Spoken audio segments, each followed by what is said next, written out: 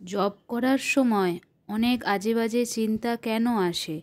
বহুদিন ধরে কোনো স্থানে ধুলো ময়লা জমা হয়ে পড়ে থাকে, কিন্তু যখন আপনি ঝাড়ু দিয়ে সেগুলি পরিষ্কার করতে যাবেন, অমনি অনেক ধুলোবালি উঠতে থাকে, নাকে মুখে চোখে ঢুকে যায়।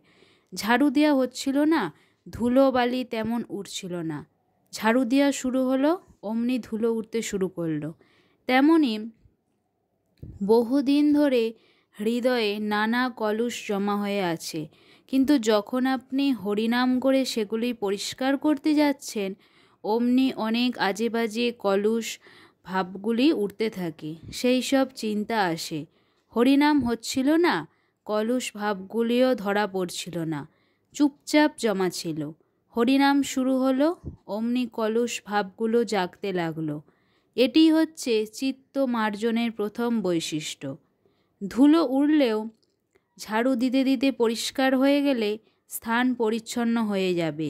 তেমনি আজে বাজে চিন্তা এলেও হরিনাম করতে করতে চিত্ত শুদ্ধ হয়ে যাবে। হরে কৃষ্ণ কৃষ্ণ কৃষ্ণ হরে হরে, হরে রাম রাম রাম হরে হরে। নামপরায়ণ ভক্তের হৃদয় যখন 4 রকমের অনর্থ থেকে মুক্ত হবে, তখন বিশুদ্ধ নাম উচ্চারিত হবে। অর্থাৎ হৃদ দৌর্বল্য, কৃষ্ণ সম্বন্ধহীন বিষয়ে আসক্তি, প্রতারণা ও দোষ দর্শনের প্রবণতা, ঈর্ষা, প্রতিষ্ঠা, আকাঙ্ক্ষা থাকবে না। অপরাধ, নাম অপরাধ, সেবা অপরাধ, বৈষ্ণব অপরাধ, জীব অপরাধ থাকবে না। অসৎ তৃষ্ণা, এ জগতে ইন্দ্রিয় ভোগ বাসনা, স্বর্গ সুখ লাভের বাসনা, যোগ সিদ্ধি বাসনা, ব্রহ্ম সাজুস্য মুক্তি বাসনা থাকবে না।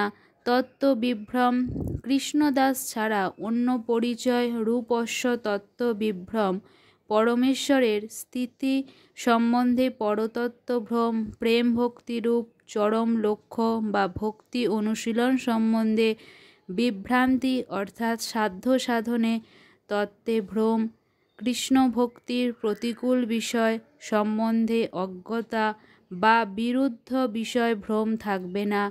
নামকারীর হৃদয়ে এই সমস্ত অনর্থ যদি মুছে না যায়, তবে বুঝতে হবে শুদ্ধ নাম একবারও উচ্চারিত হয়নি।